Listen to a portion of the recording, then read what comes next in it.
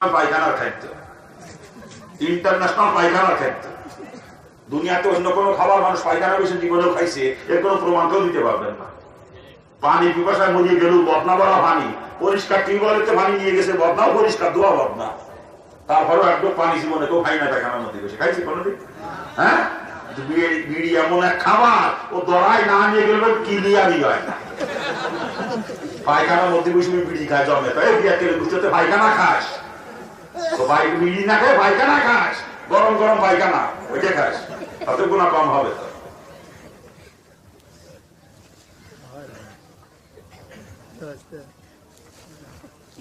বিড়ি করে গোষ্ঠী সব জাহান্নামী, চিৎকার দিয়ে বলেন নাউজুবিল্লাহ।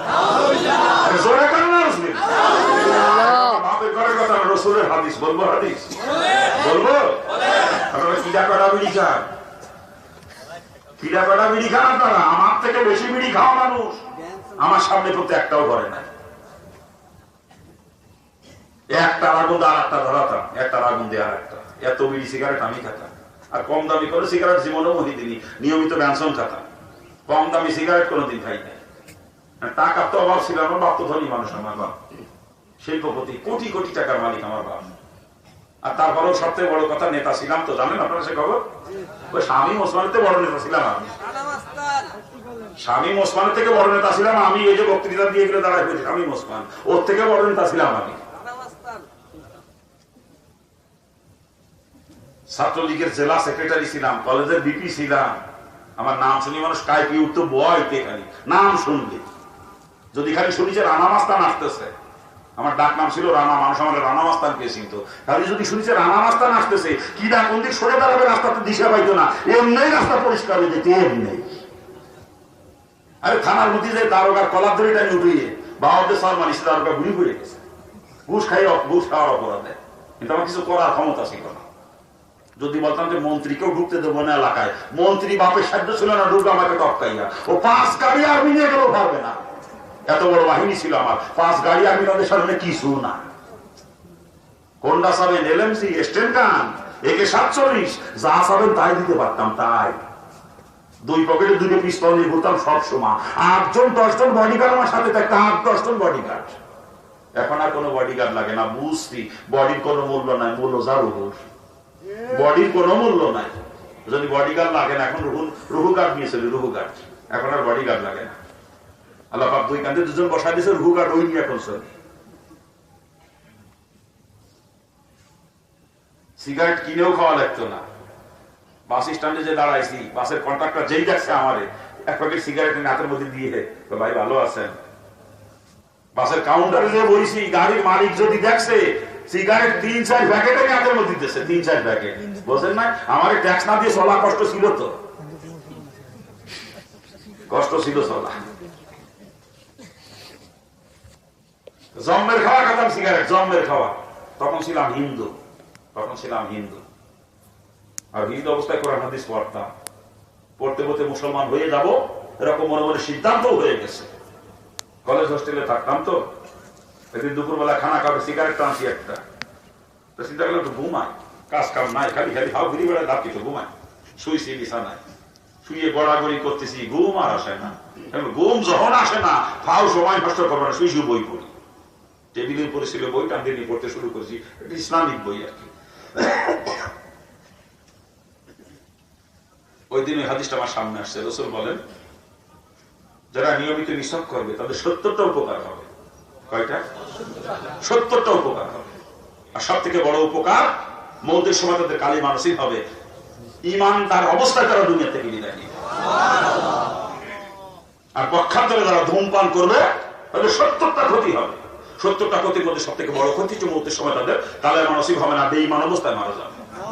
হাদিসের ব্যাখ্যার ভিতরে লেখছে, যারা নিসক করবে তাদের ঈমান নসিব হওয়ার পিছনে কারণ হচ্ছে তাদের মুখে কখনো দুর্গন্ধ হয় না। নিয়মিত 5 ওয়াক্ত নামাজের আগে ওযু করার সময় যারা নিসক করে ওযু করে, তাদের মুখে কখনো দুর্গন্ধ হয় না। আর তাদের মুখে বা শরীরে দুর্গন্ধ থাকে না, তাদের কাছে সবসময় রহমতের ফেরেশতা থাকে।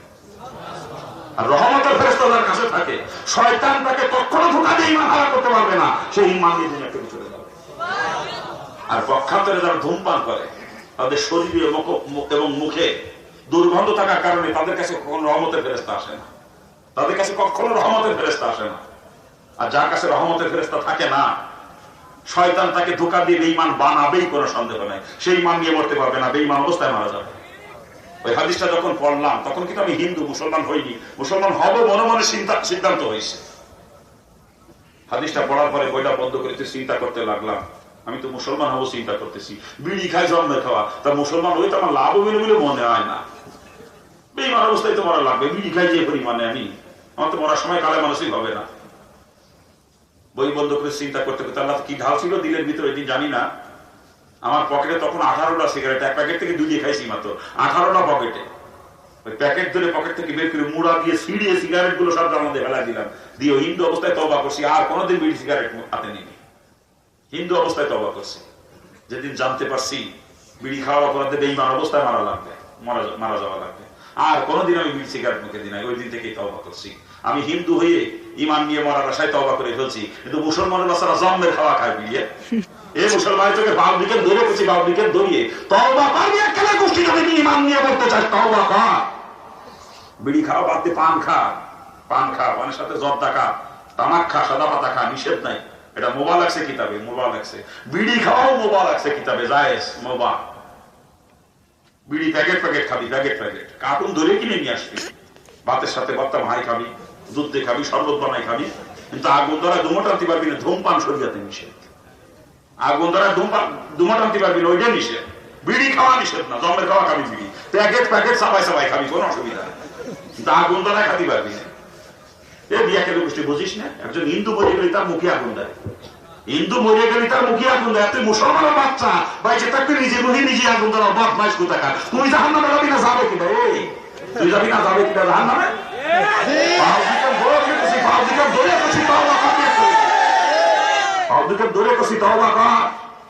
ইমান নিয়ে যদি মরতে চাস তওবা কর, বিয়া কেলে তার। আমি হিন্দুর বাচ্চা হইয়ে হিন্দু অবস্থায় আমি তওবা করতে পারলাম, আর তোরা মুসলমানের সন্তান, তোরা পারবি না? কে বিয়া কেলে গোষ্ঠী? আল্লাহ সকলকে তওবা করার তৌফিক দান করুন। রাসূলের হাদিস, বেঈমান অবস্থায় মারা যাবে, রাসূলের হাদিস। আর বেঈমান অবস্থায় যে ব্যক্তি মরবে আবাদা জাহান্নামী, কোনোদিনও জাহান্নাম থেকে নিস্তার পাবে না, কোনোদিনও না। অনেকে কয় হুজুর মুসলমানে করে ওজন নিচে একদিন বেহেশতে যাবই। আরে বিয়াক্কেল, মুসলমানে করে জন্মেই খালি বেহেশতে যাওয়া যাবে না, ইমান নিয়ে মরা শর্ত। ইমান নিয়ে যে মরতে পারবে, বদ আমলের সাদা শাস্তি খাইতে খাইতেও একদিন না একদিন ইমানের বদৌলতে সে জান্নাতে যাবে, একদিন না একদিন।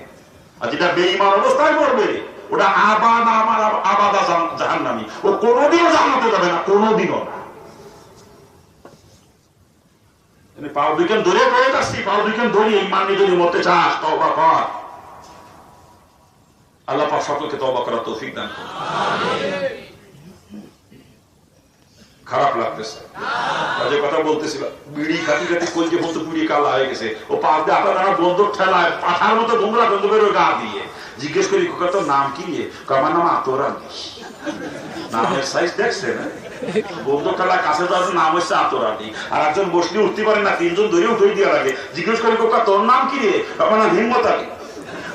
নাম কি? কোন সময় ভর্তি হয়, কয় রাখা করতে হয় তাও জানে না, নাম তাহাজ্জুদ আলী। চোখ দুইটাই কানা যাবে, কেউ অন্ধ, নাম জিজ্ঞেস করি কয় নজর আলী। ঠিক আছে, তোর কাজে কামে কোন জায়গায় এই ক্লাসের গোষ্ঠীও খুঁজে পাওয়া যায় না, নাম মোখলেসুর রহমান, ওই ঠেলা। এই ক্লাসের গোষ্ঠীও নাই এই কাজে কামে কোন জায়গায়। আল্লাহ মাফ করুক আমাদেরকে, আল্লাহ মাফ করুক। মুসলমান দেখে চিনতে পারি না কোনটা মুসলমান, নাম শুনে বুঝতে পারি না কোনটা মুসলমান, কোনটা হিন্দু, কোনটা খ্রিস্টান, কোনটা বৌদ্ধ। নাম শুনে বোঝার কোনো কায়দা নাই, নাম শুনে তো বুঝতে পারি, দেখে তো সর্ব মুসলমান, তারও কোনো উপায় নাই বর্তমানে, ঠিক না? দেখেও চিনতে পারি না, মুসলমান দেখে সালাম দিতে পারি না, দুঃখ রাখবো কথা, মুসলমান দেখে সালাম দিতে পারি না।